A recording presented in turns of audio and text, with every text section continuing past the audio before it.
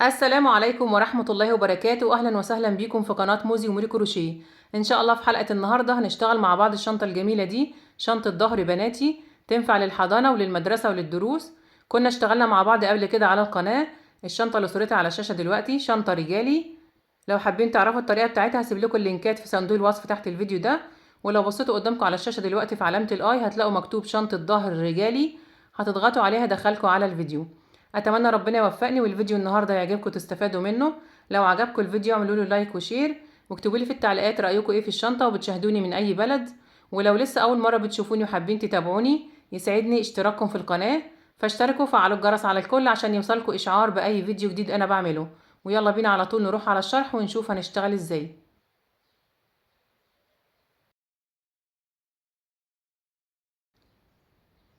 انا هشتغل بخيط مكرميه مصري متوسط السمك وإبرة رقم 5 مليمتر.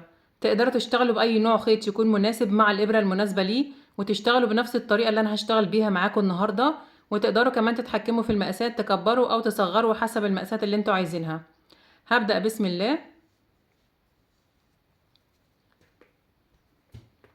بسيب حوالي 18 سنتي من الخيط وبعمل عقدة البداية،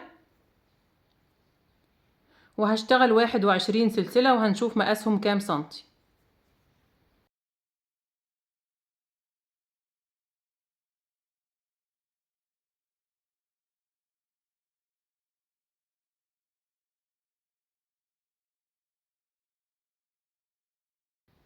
21 سلسلة مقاسهم 16 سنتي بالظبط. نخلي بالنا ان سلسلة البداية بعد ما بنشتغل عليها غرز الحشو المقاس هيزيد معايا حوالي 2 سنتي في خيط المكرمية المصري. بعد كده برتفع سلسلة وبحسبها ارتفاع لغرز الحشو اللي انا هشتغلها، وبسيبها وبرجع على 21 سلسلة اللي قبلها وبشتغل 21 غرزة حشو. اول سطر هشتغله في حلقة ظهر السلسلة، بسيب حرف الفي وبقلب السلسلة وبشتغل السطر الاول غرز حشو في الحلقة اللي ورا. معايا لفة على الإبرة، بفوت آخر سلسلة اللي هي الارتفاع وبدخل في اللي قبلها، بسحب الخيط. بقى معايا لفتين على الإبرة، بسحب وبطلع من اللفتين. دي طريقة غرزة الحشو. بعد كده بكرر على كل السلاسل، كل سلسلة بشتغل فيها غرزة حشو واحدة لحد ما اوصل عند آخر سلسلة عند خيط البداية.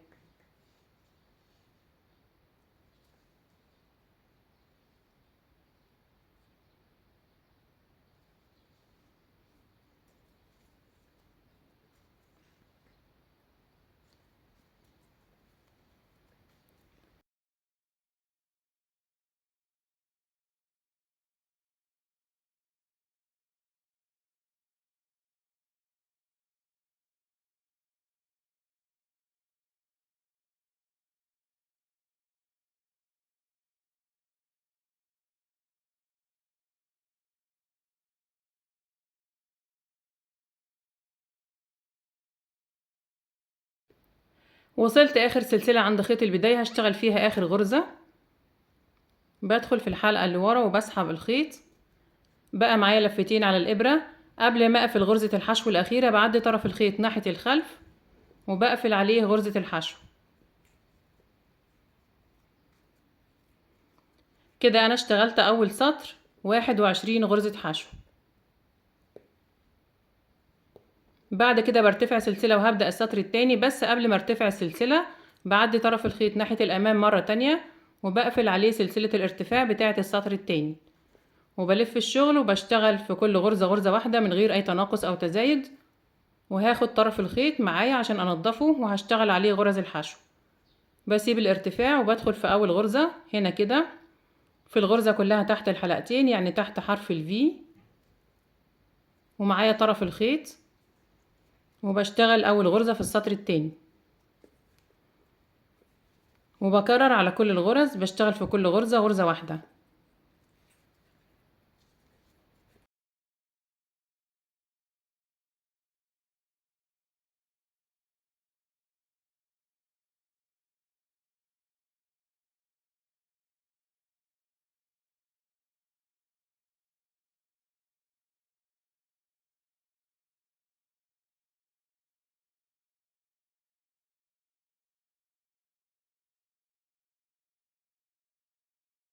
كده انا اشتغلت سطرين من غرز الحشو على ال21 سلسلة اللي انا بدأت بيهم، ونضفت معايا خيط البداية.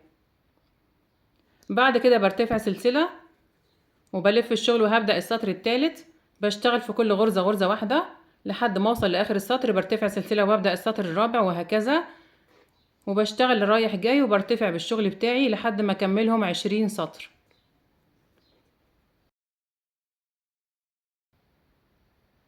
ارتفعت 20 سطر من غرز الحشو على ال21 سلسلة اللي انا بدأت بيهم. بقى الشكل زي ما انتوا شايفين.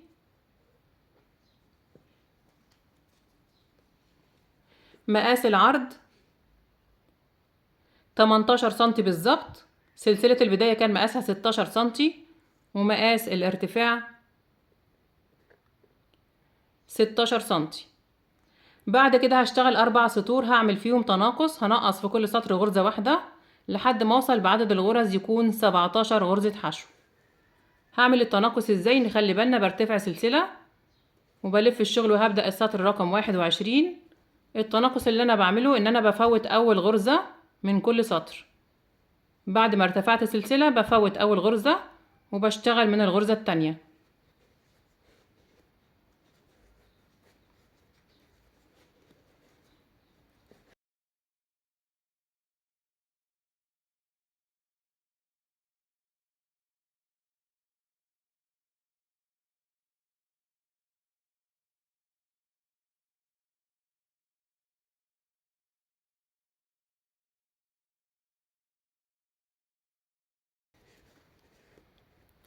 وصلت اخر السطر. كده انا اشتغلت 20 غرزة حشو. برتفع سلسلة وبلف الشغل وهبدأ السطر الجديد اللي هو السطر رقم 22. بفوت اول غرزة في السطر وبشتغل من الغرزة التانية. دي طريقة التناقص اللي انا هشتغل بيها الاربع سطور. بكمل لحد ما اوصل لاخر السطر، برتفع سلسلة وببدأ السطر اللي بعده، بفوت اول غرزة وبشتغل في كل غرزة غرزة. هكمل الاربع سطور لحد ما اوصل للسطر رقم 24 وارجع لكم تاني. وصلت اخر السطر رقم 24. عملت تناقص في 4 سطور، نقصت في كل سطر غرزة واحدة، يعني نقصت 4 غرز. اصبح عدد الغرز في السطر الاخير 17 غرزة حشو. هقول لكم المقاس كام سنتي بعد ما نقصنا الاربع سطور.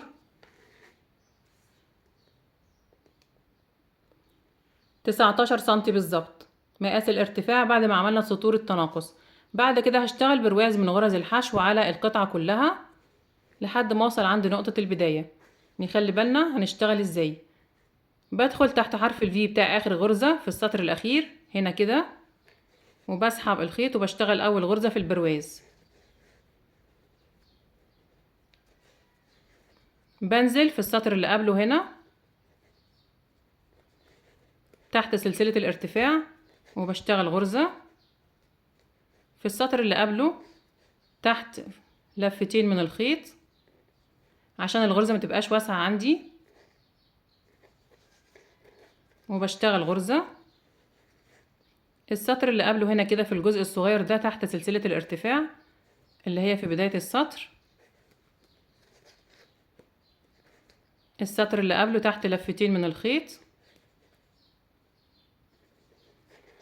وبكمل بشتغل قصاد كل سطر غرزة حشو واحدة لحد ما اوصل عند الغرزة اللي في الزاوية دي. وصلت هنا عند الغرزة اللي في الزاوية هشتغل فيها حشو سلسلة حشو اللي هي في سلسلة البداية. بشتغل غرزة حشو سلسلة وفي نفس المكان غرزة حشو.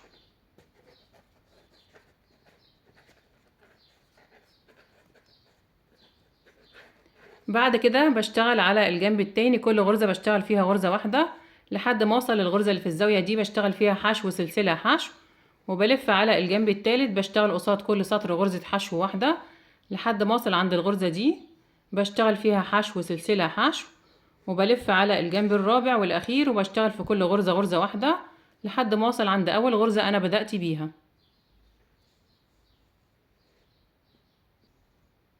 وصلت عند اول غرزة انا بدأت بيها هشتغل معاها في نفس المكان اخر غرزة،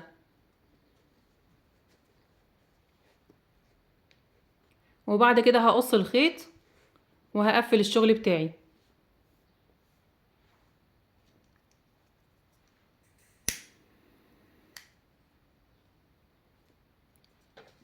بعد ما قصيت الخيط بسحبه من اخر غرزة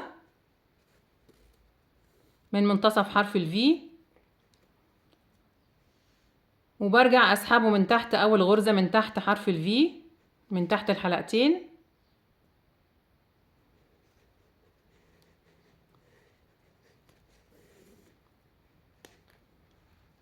وبرجع تاني لاخر غرزة وبسحبه من منتصف حرف الفي من تحت الحلقة اللي ورا ومن تحت اللفة الخلفية او الحلقة الخلفية. هلضمه في ابرة التنظيف.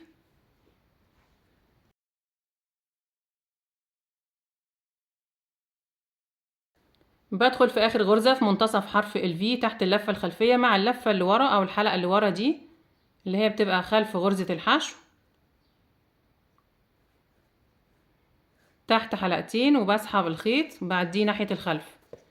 كده انا عملت السلسلة اللي بتبقى بين الغرزتين، عملت سلسلة بين اول غرزة انا بدأت بيها وبين اخر غرزة زي الزوايا التلاتة الباقيين.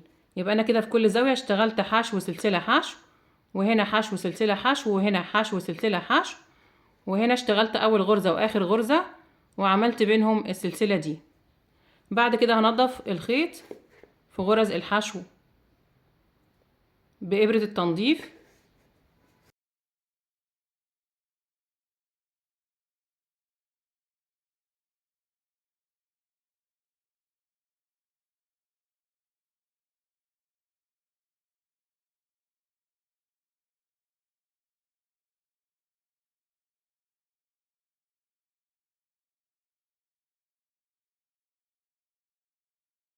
عدد الغرز اللي اشتغلتها في البرواز كله 92 غرزة.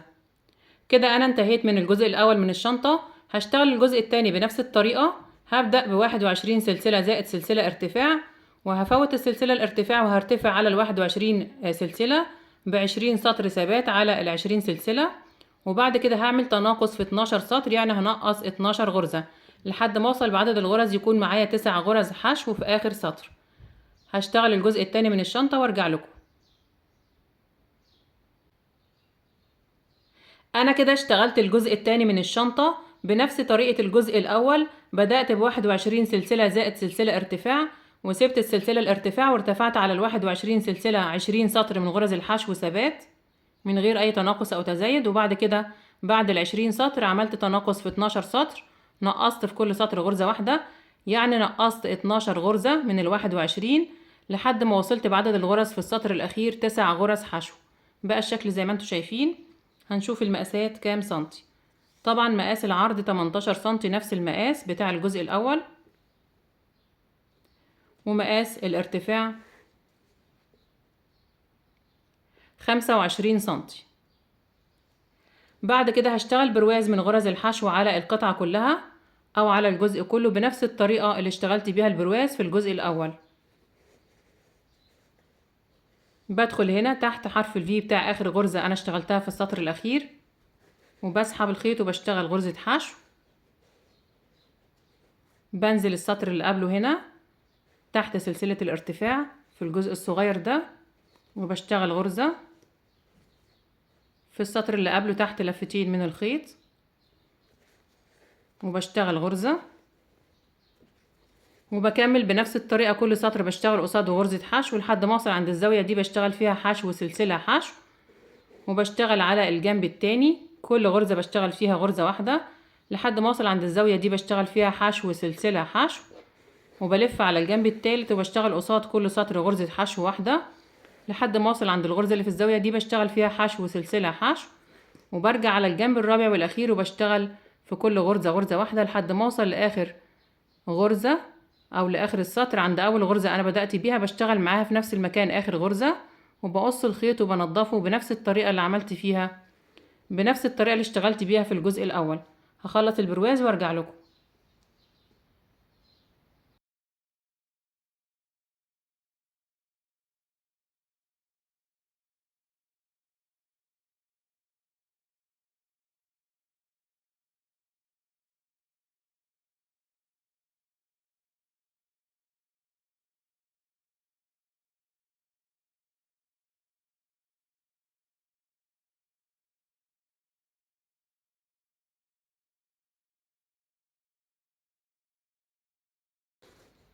عدد الغرز اللي اشتغلتها في البرواز 100. كده انا انتهيت من الجزء التاني من الشنطة. هجيب الخيط والابرة ونشتغل الجزء التالت.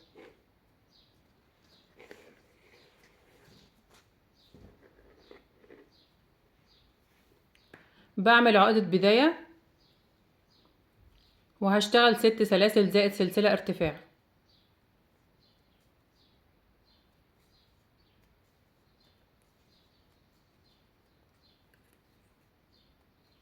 كده انا اشتغلت 7 سلاسل. بفوت السلسلة الاخيرة وبحسبها ارتفاع لغرز الحشو، وبرجع على 6 سلاسل وبشتغل 6 غرز حشو في الحلقة اللي ورا بنفس الطريقة اللي اشتغلت بيها الجزئين اللي قبل كده.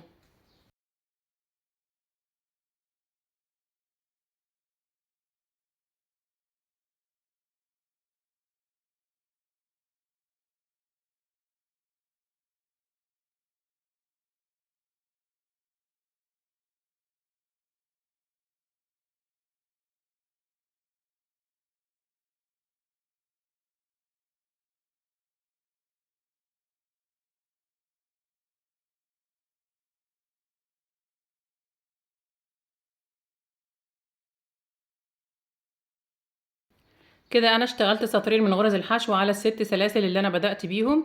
برتفع بعدد من السطور لحد ما اوصل للعدد المناسب للسطور اللي انا عايزاها او للمقاس المناسب. برتفع سلسلة وبلف الشغل وبشتغل السطر الثالث في كل غرزة غرزة واحدة لحد ما اوصل اخر السطر. برتفع سلسلة وبشتغل السطر الرابع وهكذا، وبشتغل رايح جاي وبرتفع بالشغل بتاعي لحد ما اوصل للمقاس المناسب او لعدد السطور المناسب وارجع لكم تاني. ارتفعت 52 سطر من غرز الحشو على الست سلاسل اللي انا بدأت بيهم لحد ما وصلت لعدد السطور المناسب.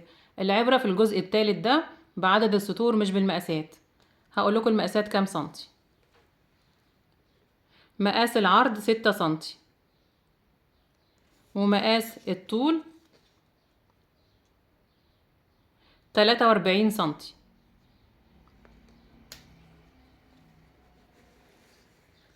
بعد كده هشتغل برواز من غرز الحشو على القطعة كلها بنفس الطريقة على الأربع جوانب لحد ما أوصل عند نقطة البداية. نخلي بالنا هشتغل في الزاوية حشو سلسلة حشو، وفي الزاوية دي حشو سلسلة حشو، وفي الزاوية دي حشو سلسلة حشو، وهنا مع الغرزة اللي أنا هبدأ بيها هشتغل معاها في نفس المكان آخر غرزة، وهشتغل بينهم السلسلة اللي أنا بقفل بيها الشغل بتاعي.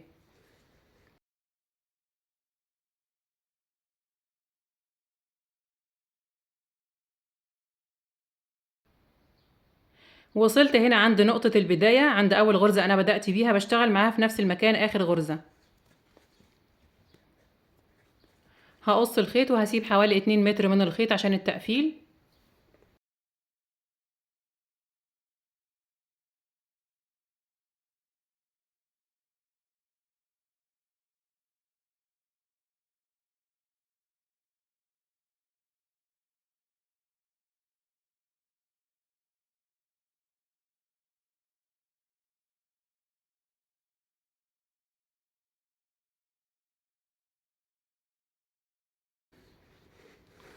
عدد الغرز في البرواز اللي انا اشتغلته 122 غرزة. كده انا انتهيت من الجزء الثالث من الشنطة. هجيب الخيط الابيض والابرة ونرجع نشوف نشتغل الجزء الرابع ازاي. هشتغل بنفس الطريقة اللي اشتغلت بيها الجزء الاول والتاني، بس هقلل في عدد سلاسل البداية. هشتغل 17 سلسلة زائد سلسلة ارتفاع، وهسيب السلسلة الارتفاع وهرتفع على ال17 سلسلة ب8 سطور من غرز الحشو. هشتغل على الجزء ده كده عشان الغرز تبان معايا في التصوير كويس. بسيب جزء من الخيط بعرض الجيب اللي انا هشتغله وبعمل عقدة البداية، وهشتغل 17 سلسلة زائد سلسلة ارتفاع.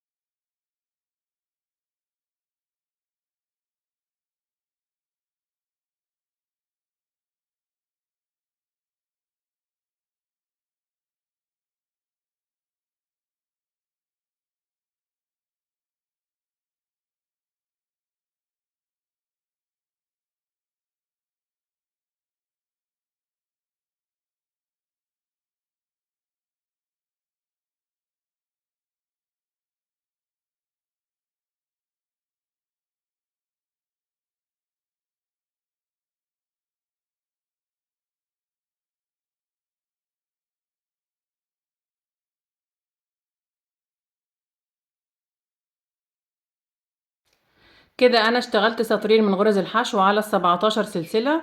هرتفع بالشغل بتاعي لحد ما اكملهم 8 سطور. بعد ما كملتهم 8 سطور هشتغل كمان 4 سطور هعمل فيهم تناقص بنفس الطريقة اللي عملت بيها التناقص في الجزء الاول والتاني. هنقص في كل سطر غرزة واحدة في بداية السطر لحد ما اوصل بعدد الغرز في السطر الاخير 13 غرزة حشو. برتفع سلسلة وبلف الشغل وبفوت اول غرزة. بفوت اول غرزة في السطر وببدأ من الغرزة التانية وبكمل بشتغل في كل غرزة غرزة واحدة لحد ما اوصل لاخر السطر. برتفع سلسلة وببدأ السطر اللي بعده بفوت اول غرزة وبشتغل من الغرزة التانية وهكذا. وبرتفع لحد ما اكملهم 4 سطور واوصل بعدد الغرز 13 غرزة حشو. خلصت الاربع سطور اللي انا عملت فيهم تناقص لحد ما وصلت بعدد الغرز في السطر الاخير 13 غرزة حشو. كده انا اشتغلت 12 سطر. اول 8 سطور ثبات على 17 سلسلة واخر 4 سطور عملت فيهم تناقص يعني نقصت 4 غرز. هقول لكم المقاسات كام سنتي.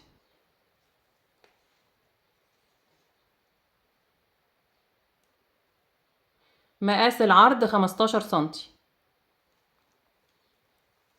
ومقاس الارتفاع 11 سنتي. بعد كده هشتغل برواز من غرز الحشو على القطعة كلها بنفس الطريقة اللي اشتغلت بيها البرواز في الجزء الأول والتاني. بدخل تحت حرف الفي بتاع آخر غرزة هنا في السطر الأخير وبشتغل غرزة حشو. السطر اللي قبله هنا في الجزء الصغير ده اللي هو سلسلة الارتفاع بشتغل غرزة. في السطر اللي قبله تحت حلقتين بس عشان الغرزة ما توسعش معايا بشتغل غرزة. وبكمل قصاد كل سطر بشتغل غرزة حشو واحدة لحد ما اوصل عند الغرزة اللي في الزاوية دي بشتغل فيها حشو سلسلة حشو. وبلف على الجنب التاني بشتغل في كل غرزة غرزة واحدة لحد ما اوصل عند الغرزة اللي في الزاوية دي بشتغل فيها حشو سلسلة حشو. وبلف على الجنب التالت بشتغل قصاد كل سطر غرزة واحدة لحد ما اوصل عند الغرزة اللي في الزاوية دي بشتغل فيها حشو سلسلة حشو. وبلف على الجنب الرابع والاخير وبشتغل في كل غرزة غرزة واحدة لحد ما اوصل عند اول غرزة انا بدأت بيها بشتغل معاها اخر غرزة وبقص الخيط وبنضف الشغل بتاعي. هشتغل البرواز وارجع لكم تاني.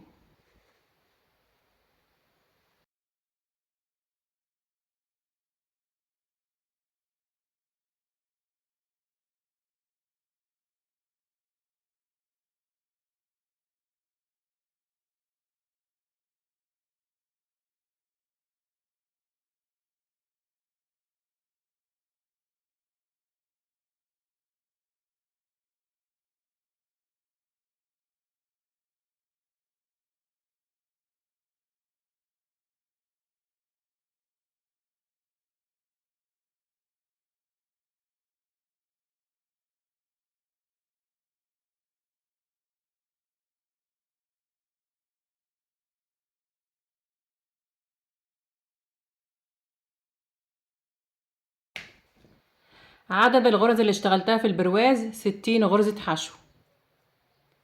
بعد كده هحط علامات في الجنب ده وفي الجنب التاني هعلم 37 غرزة.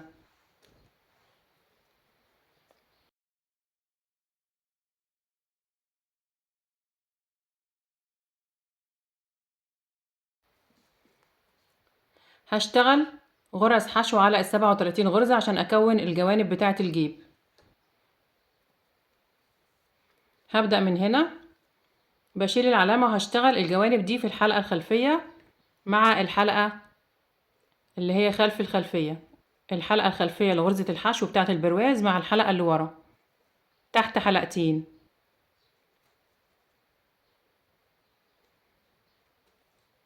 عشان الشغل بتاعي يبقى ثابت اكتر ومتماسك تحت حلقتين من الخيط وبسحب الخيط. برتفع سلسلة وبشتغل معاه في نفس المكان اول غرزة.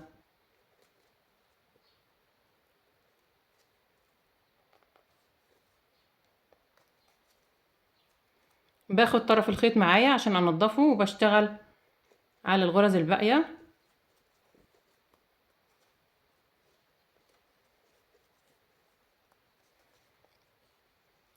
هشتغل في كل غرزة غرزة لحد ما اوصل عند العلامة اللي هنا.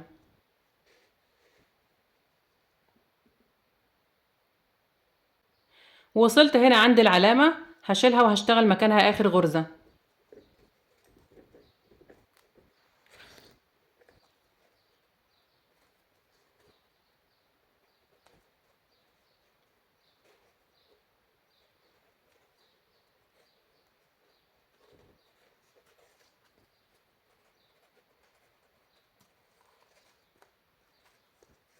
كده انا اشتغلت 37 غرزة حشو في الحلقة الخلفية مع الحلقة اللي هي خلف الخلفية. برتفع سلسلة وهشتغل كمان سطرين، بلف الشغل وبشتغل سطرين في الغرزة كلها تحت الحلقتين، يعني تحت حرف الفي. في كل غرزة غرزة على نفس العدد. هكمل لحد ما اوصل لاخر السطر، برتفع سلسلة وبرجع بالسطر الثالث لحد ما اوصل هنا.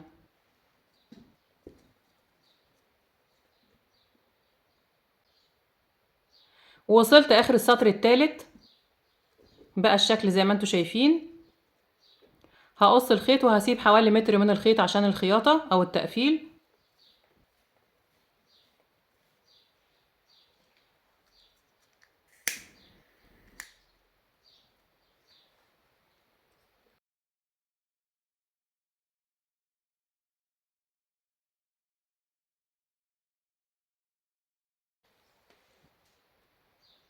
الجزء ده كده مقاسه 3 سنتي بالظبط.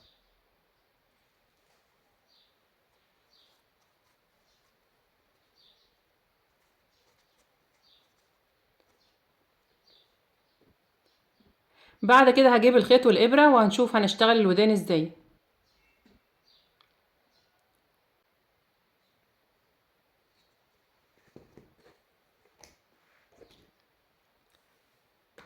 بعمل دايرة سحرية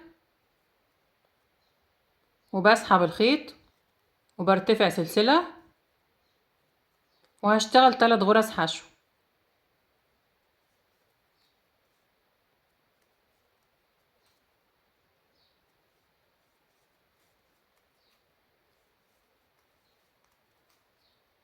بقفل الدايرة كويس جدا، برتفع سلسلة وبلف الشغل وهبدأ السطر التاني. بشتغل في أول غرزة غرزتين حشو،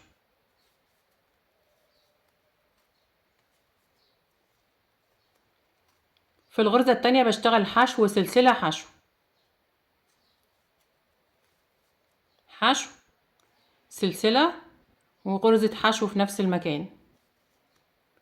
الغرزة التالتة والأخيرة بشتغل غرزتين حشو.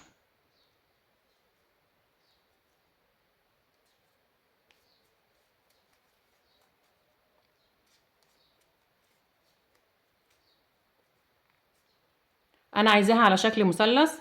برتفع سلسلة وبلف الشغل وهبدأ السطر التالت. بشتغل في أول غرزة غرزتين،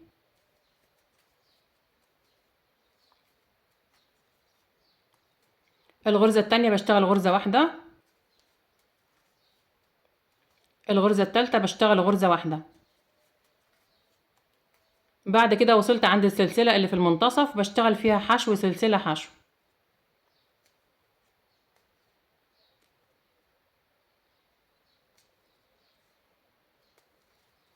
حشو سلسلة غرزة حشو في نفس المكان. بعد كده الغرزة دي بشتغل غرزة واحدة، والغرزة دي بشتغل غرزة واحدة،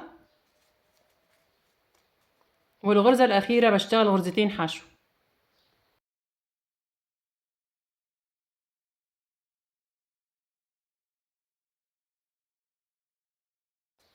هيبقى الشكل كده.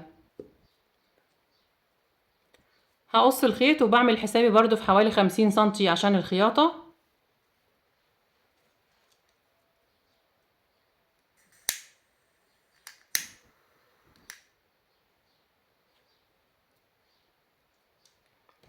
وبثبته، بسحبه من الحلقة اللي على الإبرة، بثبته كويس جدا لحد ما اوصل لمرحلة التقفيل أو الخياطة. وهنضف خيط البداية بإبرة التنظيف تحت غرز الحشو. هشتغل الودن التانية بنفس الطريقة وبنفس عدد الغرز.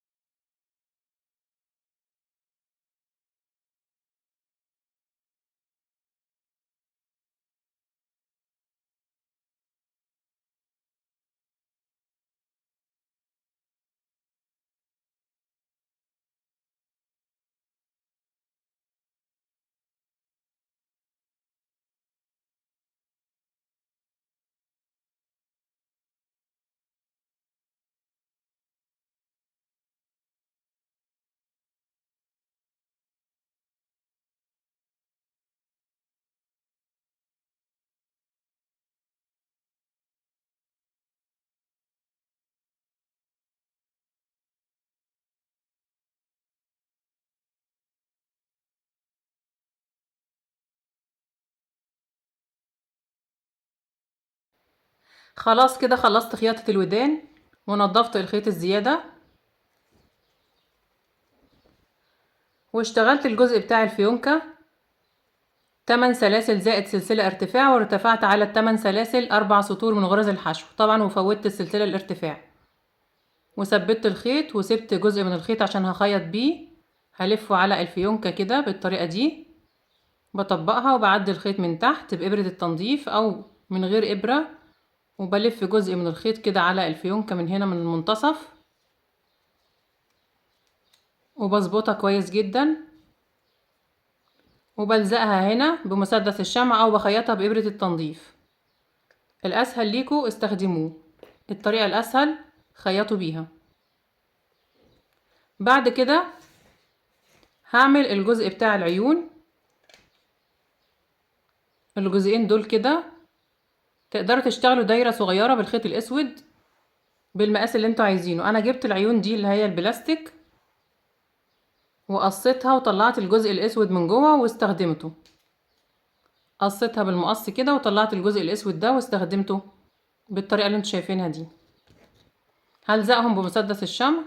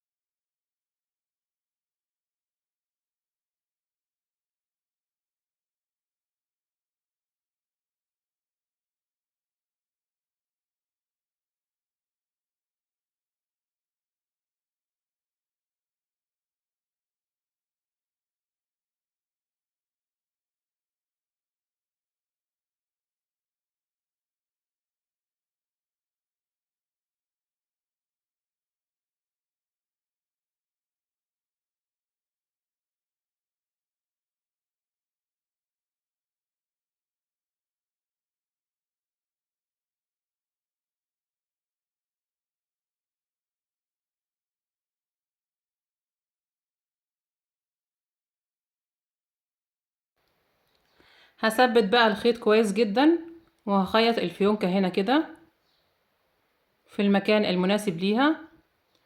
وانا شايفة ان الخيط الابيض ده طري شوية، فانا حابة ان انا ادعمه بقطعة من البوري عشان الجيب يبقى مفرود ومتماسك اكتر.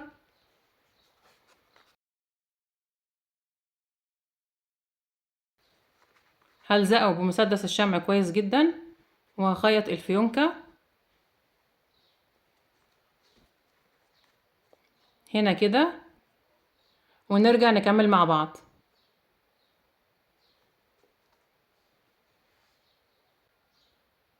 خلاص كده ثبت الفيونكة كويس جدا ولزقت البوري في الجيب من الداخل بقى الشكل زي ما انتوا شايفين. بعد كده هنخيط الجيب في الجزء الامامي بإبرة التنظيف. نخلي بالنا من طريقة الخياطة عشان الشغل بتاعنا يبقى مظبوط.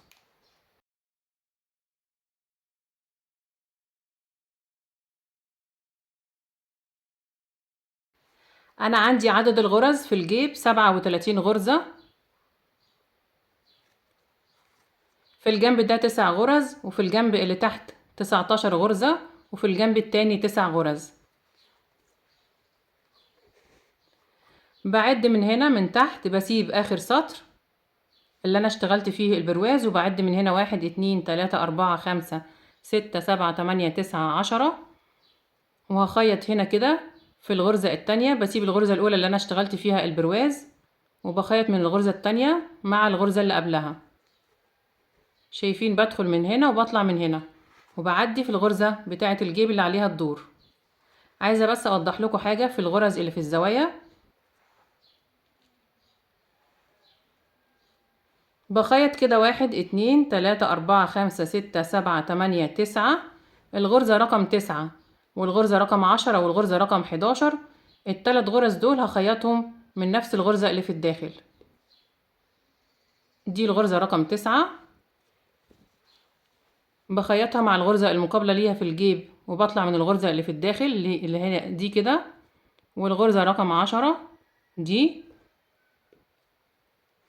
بخيطها مع الغرزة المقابلة ليها. بخيطها مع الغرزة المقابلة ليها في الجيب وبطلع من نفس الغرزة اللي جوه كده.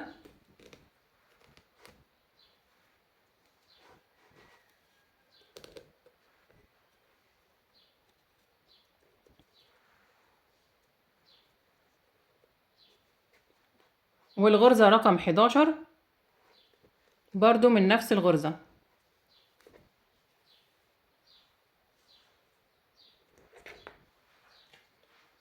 انا بس بوضح لكم بالخيط الابيض عشان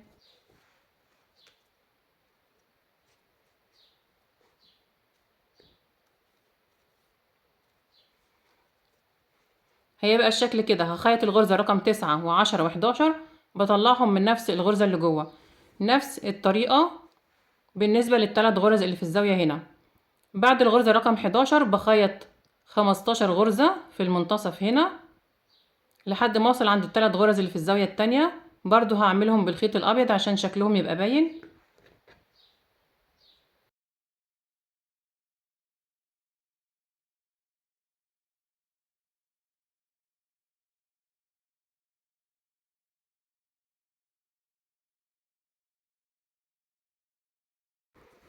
كده انا علمت الثلاث غرز اللي في الزاوية هنا هخيطهم من نفس الغرزة اللي جوه والثلاث غرز اللي في الزاوية الاولى زي ما اتفقنا.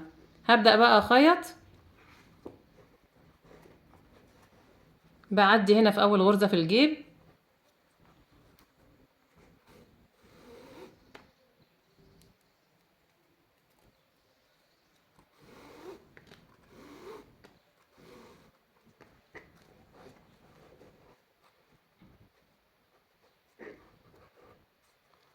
لو لقيتوا ان الخيط الابيض باين في الخياطة وشكله مش حلو تقدروا تخيطوا باللون الموف. ولو اللون الموف برضو شكله مش حلو تقدروا تخيطوا بالخيط الشفاف اللي هو خيط السنارة او خيط الصيد.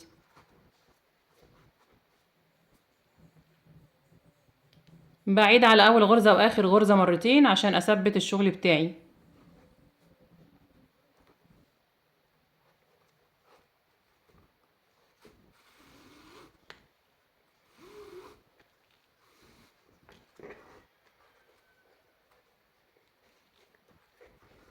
بنزل على الغرزة التانية وبطلع من الغرزة اللي قبلها جوه وبعدي على الغرزة اللي عليها الدور او الغرزة المقابلة ليها في الجيب.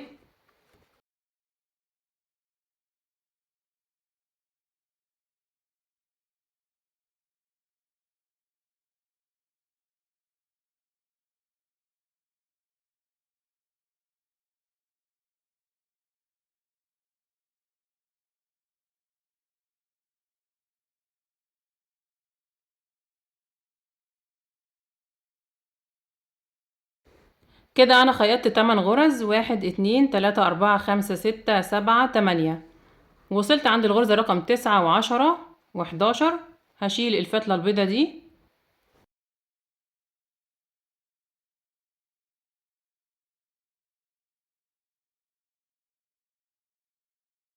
وبدخل في الغرزة رقم 9 مع الغرزة المقابلة ليها جوه والغرزة المقابلة ليها في الجيب وبخيط.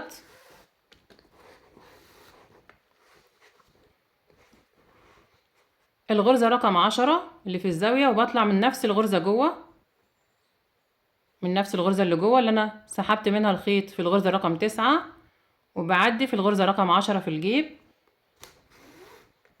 وبخيط.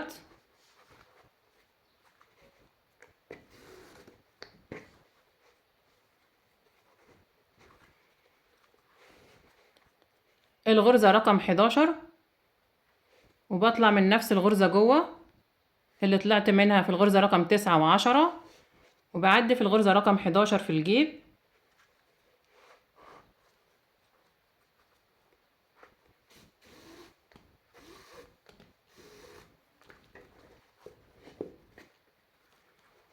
طبعا بشد الخيط كويس جدا عشان شكل الخياطة يبقى حلو. بعد كده هخيط 15 غرزة هنا لحد ما اوصل عند العلامة التانية.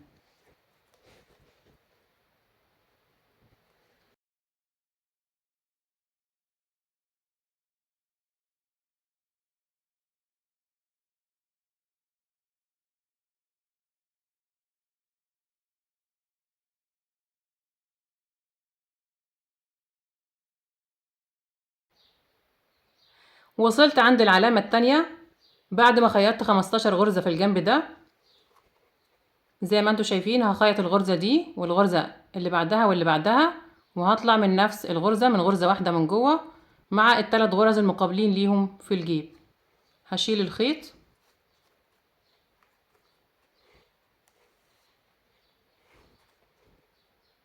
بدخل في اول غرزة من الثلاثة وبطلع من الغرزة اللي هنا مع الغرزة المقابلة ليها في الجيب.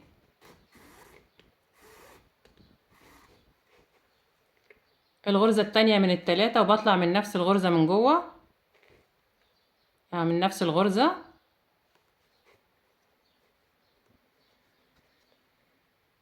مع الغرزة المقابلة ليها في الجيب.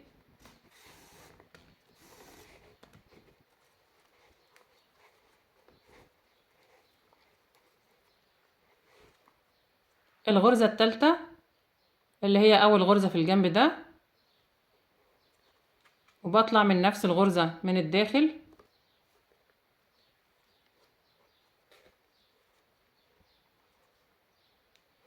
مع الغرزة المقابلة ليها هنا.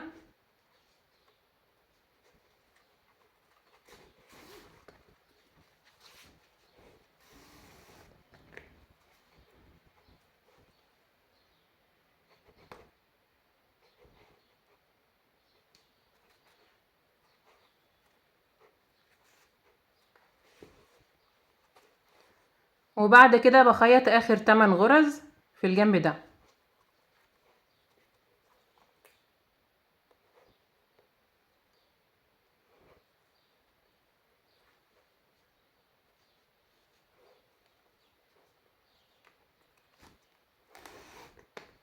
دي اول غرزة من التمانية.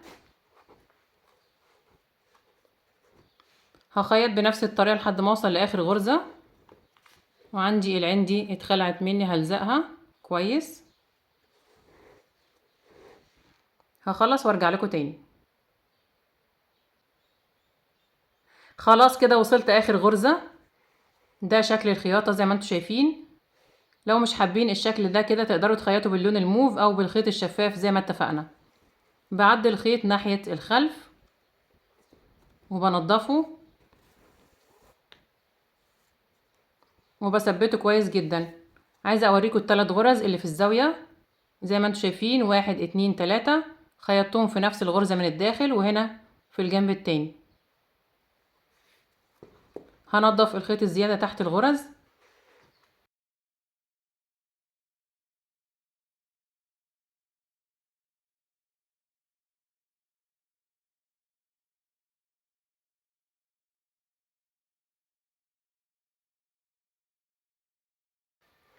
هثبت الخيط كده وارجع لكم تاني.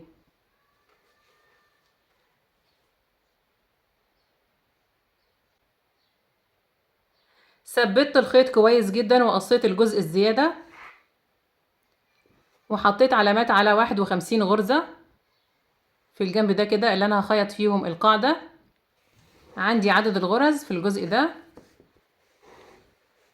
عدد الغرز في الجنب ده كده اللي انا هخيط فيه 51 غرزة.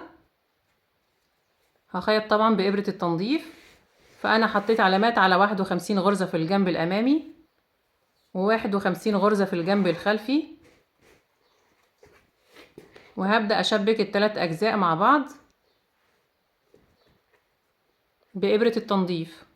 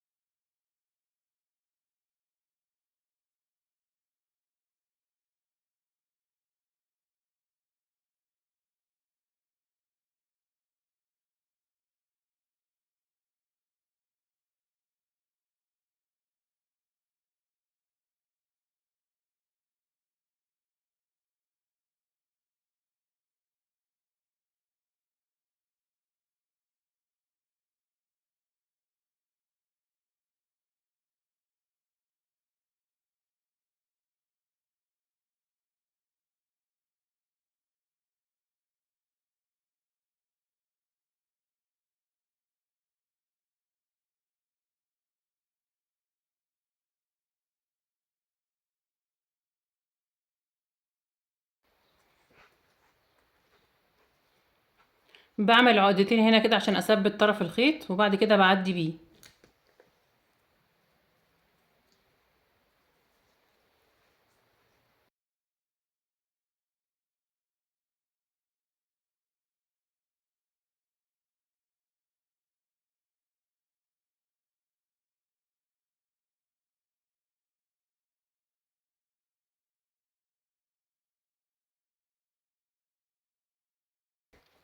خلاص كده عديت طرف الخيط الجنب التاني، بجيب الجزء التاني من الشنطة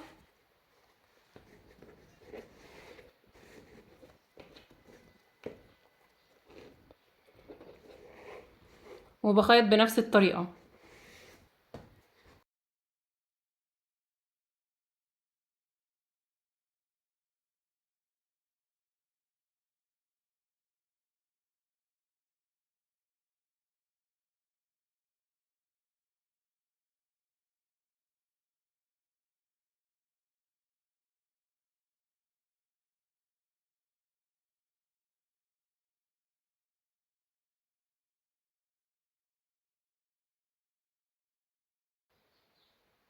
خلاص كده وصلت للجنب التاني وخيطت اخر غرزتين مع بعض.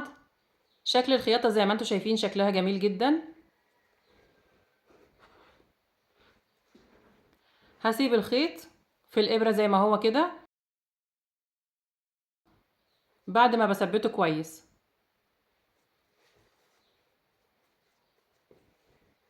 شايفين شكل الشنطة جميل جدا وواسعة جدا من جوه بالرغم من حجمها الصغير. طبعا لو حابين تبطنوا الشنطة كلها او تدعموها بالبوري مفيش مشكلة، بس لازم تحطوا بطانة. بعد ما بتدعموا بالبوري بتحطوا بطانة عشان يبقى شكل الشنطة اشيك واقيم. والجيب ده برضو بتحطوا له بطانة، بس انا مش متوفر عندي بطانة حاليا. هقول لكم عدد الغرز في الاجزاء اللي احنا هنشتغل عليها الجزء الرابع. عدد الغرز في الجزء الامامي ده من هنا لغاية الجنب ده 37 غرزة، وعندي 6 غرز في الجنب ده و6 غرز في الجنب ده. في الجنب الخلفي 45 غرزة. طبعا لازم اظبط الجزء الرابع اللي انا لسه هشتغله على عدد الغرز المتوفر عندي في الاربع اجزاء، في الجزء الخلفي والامامي والجزئين اللي في الجناب. تاني عندي هنا 45 غرزة و6 غرز في الجنب ده و6 غرز في الجنب ده و37 غرزة في الجنب الأمامي. طبعا الجنب الأمامي مش هنخيط فيه الجزء الرابع، بس لازم أشتغل قصاده عدد الغرز بنفس العدد عشان السوستة تبقى مظبوطة. بعد كده هجيب الخيط والإبرة وهنبدأ نشتغل الجزء الرابع من الشنطة، بس ده هيكون في الفيديو اللي جاي إن شاء الله عشان وقت الفيديو بتاع النهاردة. أتمنى يكون الفيديو النهاردة عجبكم تكونوا استفدتوا منه. لو عجبكم الفيديو اعملوا له لايك وشير واكتبوا لي رأيكم في التعليقات، واكتبوا لي كمان بتشاهدوني من أي بلد. ولو لسه ما اشتركتوش في القناة اشتركوا وفعلوا الجرس على الكل عشان يوصلكم إشعار بأي فيديو جديد أنا بعمله. وإن شاء الله نتقابل في الفيديو اللي جاي، وشكرا ليكم والسلام عليكم ورحمة الله وبركاته.